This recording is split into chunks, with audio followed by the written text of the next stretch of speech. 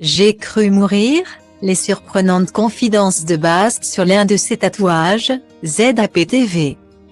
Voilà un peu plus de 2 ans que Karine Bast a rejoint l'antenne de France 2.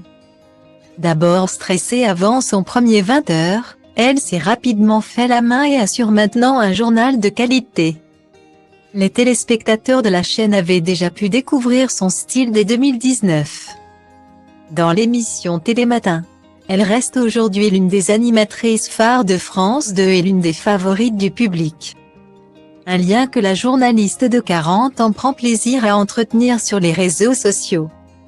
Même lorsqu'un dessin d'elle n'a pas convaincu les internautes. Ce vendredi 18 novembre 2022.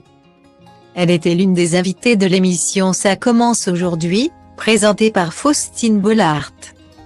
Un numéro avec la thématique suivante, Roi de l'info, qui sont vraiment les présentateurs de nos JT.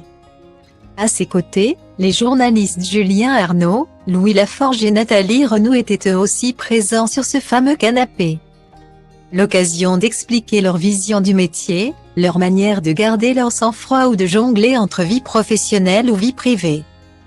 Le joker d'Anne-Sophie Lapix a même dévoilé son activité favorite pour se détendre après le travail, je danse et je chante. J'aime chanter à tue-tête dans la voiture en quittant le boulot, dans la salle de bain. Dans le salon. J'écoute de tout et je chante de tout.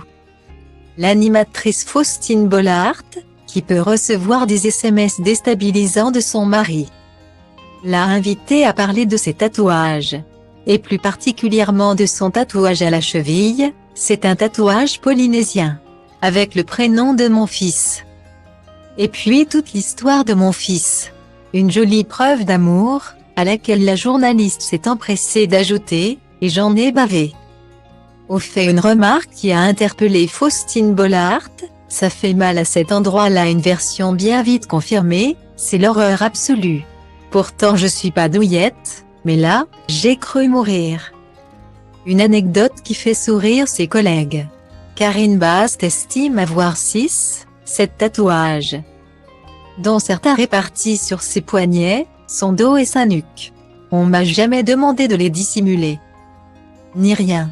Bon après, y a pas écrit Fugue the World s'amuse la journaliste. Voilà une journaliste rock'n'roll.